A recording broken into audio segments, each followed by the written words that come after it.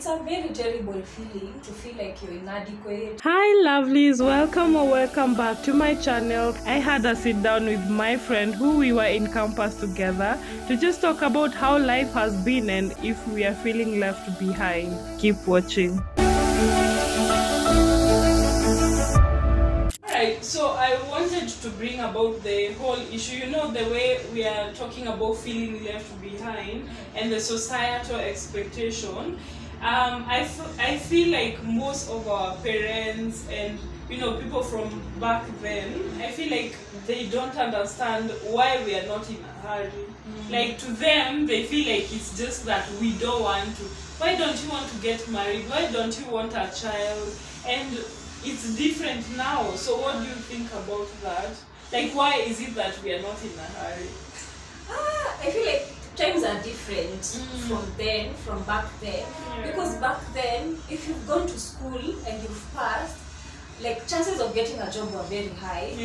Because like there aren't so many graduates. There aren't so many graduates. Like you get your job depending on your merit, But now things are different. Like there's inflation first of all. So many graduates, but the jobs don't fit that volume of graduates that we have. And then the government, I wouldn't say the government, but a lot of companies, they prioritize their older employees. And there's so many old people there, but as us young people, we get out, we have the skills, we have the qualifications, but we're not getting these jobs.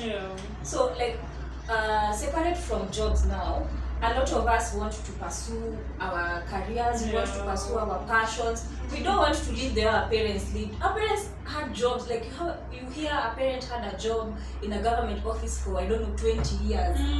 20 years, I don't think I can I can do something like being someone's company for that long. If I'm not focusing on what I want to do, because a lot of us, we want freedom. We want freedom. We don't want happiness. We're prioritizing our peace and our happiness as opposed to having a job where you're stressed out. It's taking a lot of your time. It's toxic environment. Why? Because of a paycheck. So a lot of us are preferring to, even if you're earning a small amount of money, you're happy, you're peaceful, and you have time to pursue other things like your career. Because now when you focus on your passion, it will feed you for the rest of your life, for generations. Instead of like focusing on being employed by someone. And you can even get sacked anytime. You can get sacked or even die or even get a disease, and the next week you are replaced. So a lot of us, we want to pursue things that are making us happy. Relationship wise, like we feel like we don't need men. We want them, yes. We want marriage, we want kids, but we don't need them. We can still live fulfilled. We can live a very fulfilling life without a partner. And then a lot of, personally me, I can see like a lot of marriages around me are not working out. They're not working out. So I'm thinking, why should I hurry to get something that will stress you? Why? To make my parents happy? To make my grandma happy? No. So you just want to focus on yourself first. Like you said before, you build yourself spiritually, financially, so that you can meet someone who is on a similar level. But I feel like you should more focus on mentally and spiritual and the whole personal development thing, so that you can be secure in yourself. So that when you get into a relationship with someone who's also secure, it will work. As opposed to rushing into something just for kids or for society to see that you got married. You ticked the box of getting married before 30 years old. And also these days, a lot of women, like there are many options of getting children. If you have the money, there are many options of getting children, even if you're above 30. So the biological clock is not something to worry about. You can't worry about it, but still there are more options. It doesn't mean because you're 33, 34, you can't get a child. You can. You still can. So there's so many things that have changed. And also, most of now our mothers and our grandmothers, I remember actually my show actually was taken to college, and she was doing like, I think, a secretarial job or something. Yeah. Back then in the 50s or 60s, but she eloped with the love of her life. She took matters into her own hands. Yeah. So she was like, this is not a priority, and she went, got married, had 6 children. Yes. And then this man, they had issues. They had issues up to a point she had run away. So you find that in our generation now, that is not a priority. So I think it is just a matter of priority. You know, even when you listen to other people, they are very proud to be parents. You know, they are like, mimi naitwa mama so and so, I'm no longer Maryanne. That will not happen to me. You will not change my identity. So it's like they have a certain, you know, pride in having the kids, but are these kids happy? Are they going to good schools? Are they eating well?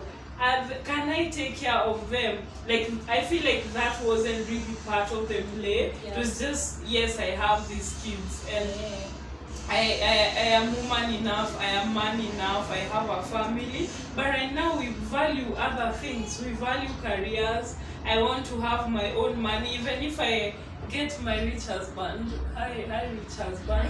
Even if I get him, I also need to have something on my own. I need to have a purpose. Yes. Like, my purpose is not just to be a wife and a mother. I also have another purpose, which is to impact people's lives. Yeah. So that is now a priority to us more, and I feel like that is what they don't get. They compare us in terms of just the family and kids aspect, but then they didn't have the degrees we have, the knowledge we have, the awareness, the self-healing. A lot of them went through traumas that they've never healed, and that is why they are giving us the traumas. They are passing on the trauma. It's true. Yeah, but as we want things to be different, and that's why we are taking our time. So, Mom, Goja. Gojeni. Not yet ready. Not yet ready. Yeah. People underestimate the thing of having stable parents. Or even you as a mother, let's try to wanna.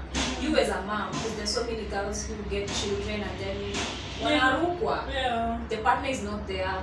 So you're left raising a child and you're still trying to figure yourself out mentally. You're still trying to figure yourself out, like in so many other areas. Because being a parent is not easy. For my friends, I've said like, hey, parenting is hard. Because this is another human being that needs your love and attention 24/7. Actually, you've just reminded me, they will post for you the cute baby pics. But you know, the milestones and everything. They will not tell you of the sleepless nights. They will not tell you that they are worried about the next diapers. They are worried. I talk to my cousins as well, and I just laugh at him because he was telling me about the kid is going to playgroup. Even playgroup, they pay a lot of money. And it's like, it doesn't get any easier. Because they go to the older they get, they go to high school, the more the money. So it's not like something you will back out and say like, okay, we are done with playgroup then. So imagine Sasa now, the way I'm saying I'm not financially in a good place, and then I bring a whole child in this world. Me, I keep telling my parents, me, I'm not going to bring kids to let them suffer. Hiyo ni kutesa watoto. Now you should not do that. So the way people say ati, oh, not having children is selfish. Also, you getting children just to fulfill societal pressures is selfish. You getting a child so that you know you're seen as complete is also selfish. And you also getting a child knowing well you can't take care of them. It's very stressful, and you find yourself in that situation. It's very hard for you to reach your full potential and go after like things you want. So sometimes just look on both sides of the coin. Maybe you might not be where you are right now, but just imagine if you had like a child, or you are in a bad relationship that's draining you. So sometimes just be grateful for the little things, even if you're at home And I know a lot of millennials are saying, at Gen Zs, that when they live at home, their mental health suffers. Yeah, and so they'd rather live alone and sleep on the floor than be at home. Trauma. To being traumatized by their parents. Because it's hard for you to be waking up every day and you don't have anything to do. And then your parents, you're being reminded every day, you're not doing anything, you're getting older. It's hard. Yeah. It's really hard. I actually saw something on that. Like, our parents are not even worried for themselves. They're just worried about what other people will say. Because mtoto wa fulani alifanya, alioa, alipata mtoto. That's their biggest concern. It's not my child. Is my child happy? Is my child peaceful? How does their mental health look like? Like, you even find their kids, I mean, like daughters and even sons who go through abusive marriages, but they can't go back home. Yeah, they can't. Because you're seen as a failure. So that's not okay. Yes. So, in as much as we're talking about comparison and why it's not good, I feel like there's also a better side to it. In terms of, yes, like we're saying, we don't look up to certain people and see how good they are doing to make ourselves feel bad. We can actually get inspired from them. And that is why even there is usually an important thing about having role models. What do you think about that? Like, who's your role model? Whoa. Are there any people you look up to? Do you know, I was journaling some time back and I was asking, like, who do you look up to? Like, who's your... before I dropped my clients, I was thinking a lot, like, is this the right thing I'm doing? Yeah. I should talk to my mentor, but then I was like, do I even have a mentor? The people I look up to are on social media now. Someone like Lydia KM, I aspire to be like her. Same. But I don't know her. Yeah. I can't call her and ask for advice. So I think I should work on that. Get a mentor. And even, it doesn't have to be necessarily like someone you talk to. Even having her is good. Because some other person would look at her and feel less of, but you're being inspired. So what I'm trying to say is we can also change the mindset in terms of comparing ourselves. Because I feel like when you don't have something to compare with, you'd feel like you're doing well, but maybe you're not. You may think that you're living the best life, but these people are also there to show you there's more to life, and even the dreams you have. So Maryanne, if you dream of traveling the world, at least I can be able to see people who are doing it. I actually love a lot of traveling pages and seeing different places, so that even if I'm not able to go there physically, at least mentally I can be able to. And I feel like comparison, we can also look at it from a positive point of view in terms of showing you what's possible. And if you can also, you can learn from them. You can maybe even, because a lot of people actually share tips and they talk about how they were able to do things, so that at least you can also learn and do something about yourself. Yeah, I really love that. Just changing that mindset from comparing, being a negative thing, to actually motivating you to get to where you want to be.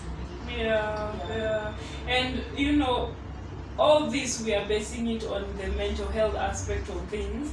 And feeling behind in life is something I get a lot of my clients saying, I feel left behind, I'm ashamed of turning 30, or I feel stuck in life, this is not where I wanted to be. And definitely it affects our mental health. So in what ways does this happen? And I know even as we were sharing, we could pinpoint things like, low self-esteem. Because for me, the biggest thing is usually feeling like there's something wrong with me. And even I remember now working in my private practice, sometimes I struggle in terms of where I am at in life, like not having the finances. I feel like I do not deserve to go to those board meetings because I need to look a certain way. I need to go there with a car and things like that. But then in actual sense, I have the knowledge, I have the expertise, I can help these people. Yes, they may be doing so well and they may be working in good organizations, but maybe they are suffering in one way or another that I could actually give value to. Yes. Yeah. So that issue of feeling like you're not good enough with other people, I would tell you to always remind yourself, if you aren't qualified, you wouldn't have gotten that opportunity. So that's an affirmation you should be saying. Yeah. So when it comes to mental health, first of all, feeling that you're not good enough, that you're not worthy, or maybe you don't deserve certain things, I feel like that's the beginning, that's the core of everything. Because now when you're feeling that way, you kind of become depressed. Yeah. You don't want to go outside, you don't want to meet people. It will prevent you from actually going out there and doing something about it, or doing something about your life to unstuck yourself. And I know sometimes you can't do anything, like you can't get yourself a job. You can't get yourself a job. But sir, when you're at home, there's something you can do. You can work on your CV, you can learn a skill. But now when you're stuck on comparing others and feeling bad about your situation, it will be hard for you by then to do anything, no matter how small. You will wake up, you won't even feel like waking up, you'll just find yourself, wasting away the day and not doing anything to help make yourself go to that place that you want to be. So that is why we are saying, yes, you may feel left behind, but what are you doing about it? Yeah. And they're not promoting just being active all the time. Because I know sometimes like there are days where you're feeling like you can't do it. Take a break. We believe in breaks. And when you're feeling bad, you're taking that break. Don't mask, don't dissociate until you're always on Netflix, or you're drinking, you're smoking, because it will prevent you from actually feeling going through it. Don't just sit at home and dissociate. Just make sure like you feel, because if you dissociate, it will prevent you from feeling things. And if you don't go through that process of feeling, it's hard for you to come out of on the other side and actually get a solution and actually do something about your life. And it's not like we are promoting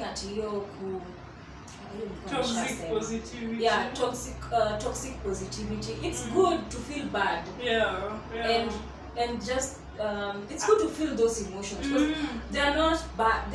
I feel like they are no bad or good emotions. Emotions are just emotions. When they come, allow them to come and feel through it, instead of like being on social media scrolling, putting them off. And I know a lot of guy friends who are men, and they're really struggling, like they don't have jobs, and it can become very hard. And it's pressure, because men are supposed to be providers, getting girlfriends. Yes, you can't even date.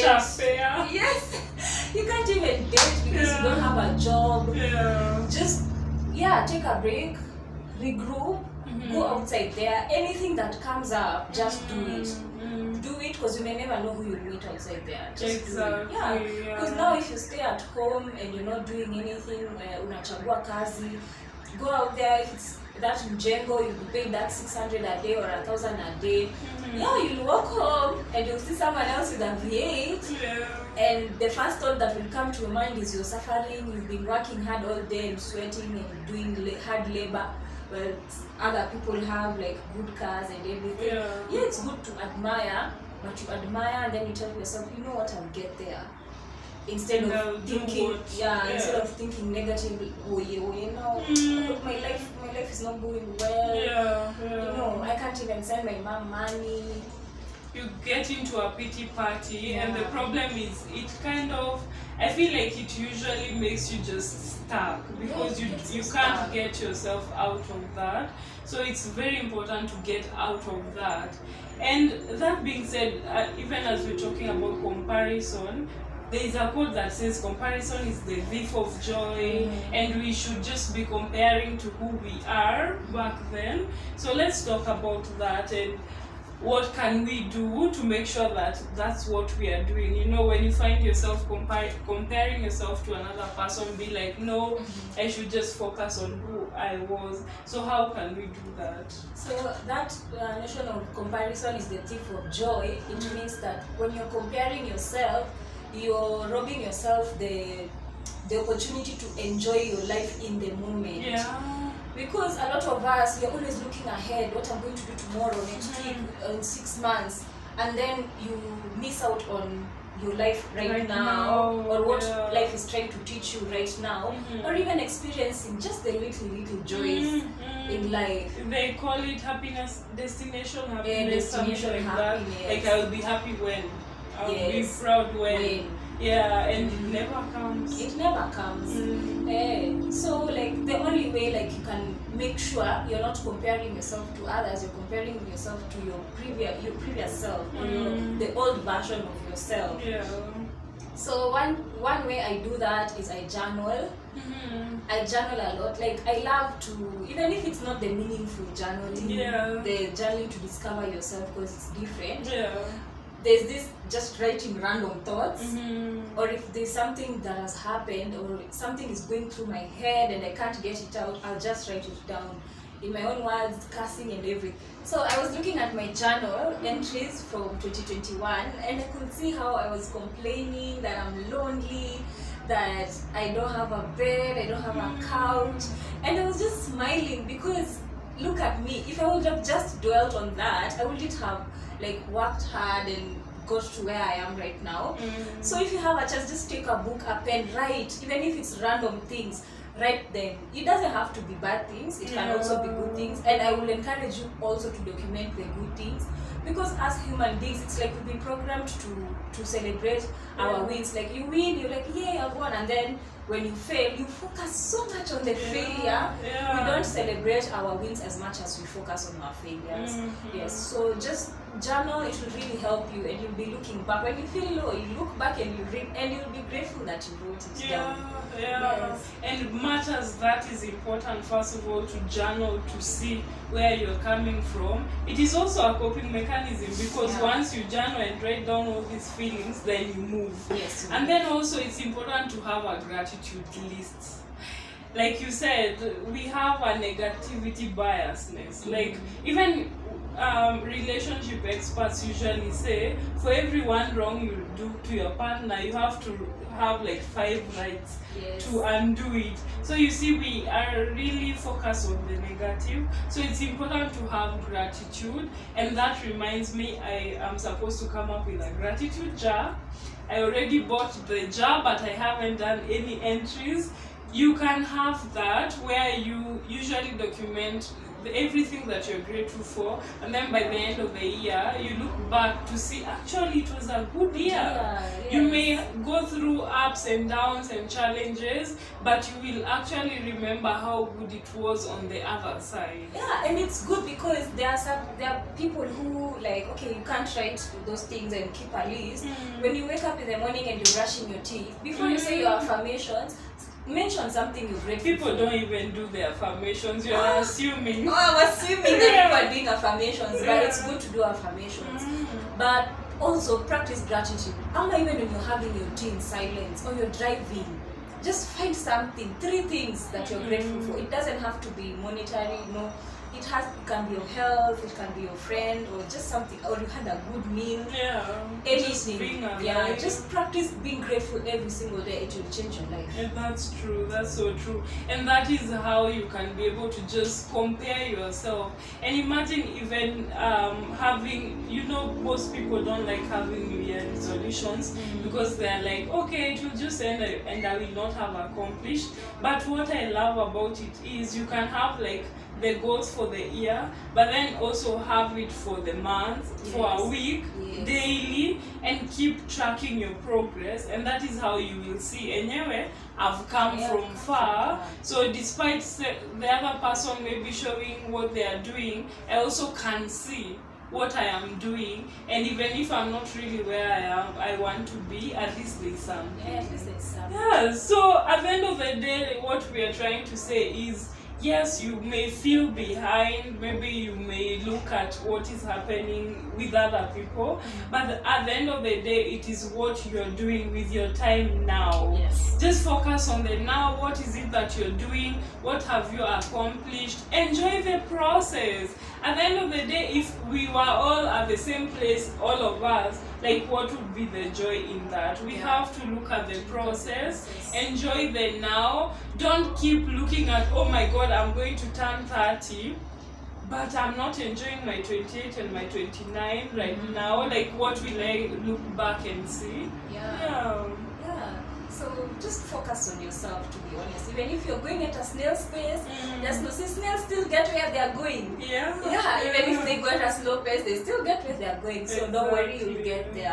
And at the bottom line of everything, you know, we are talking about me and myself and where I am at. Let us also not forget to take care of ourselves. Like, we may be having all these things that we want, the bigger things, the careers, the cars, the houses, but are you okay?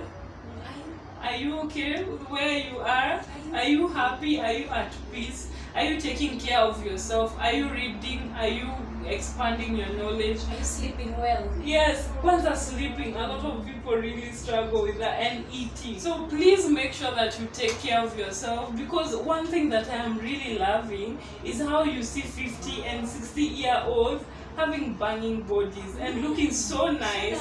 So even if you reach your goals, 50, 60, at least you'll have the energy to be able to do that, compared to people wa kitambo, where they would look very worn out and tired even early on in their years. Wow, we have come to the end of this. It has so many problems. Yes, we have had so many technical issues, but of course you guys will just see the highlight. As we are saying, you will not know the background. And that being said, guys, please just support us. We put a lot of efforts, hours, work, research, everything, money, to doing this. Please go and subscribe to our channel. Subscribe to this channel. Please share it so that we can impact so many more people, and so that we can grow. At least even as the year ends, we can say, wow, I started with, how many subscribers do you have now? Right now I'm at 103. And me, I have 415. So let's look at what we get by the end of the year. And let's actually do a video. We will. Yes, definitely. And reflect on where we are. We need to give them updates, of course. This was not just to make you feel sorry for us, it's just to educate you and encourage someone who may be going through that. So please like, comment and share, and until next time, guys, remember that mental health is for everyone.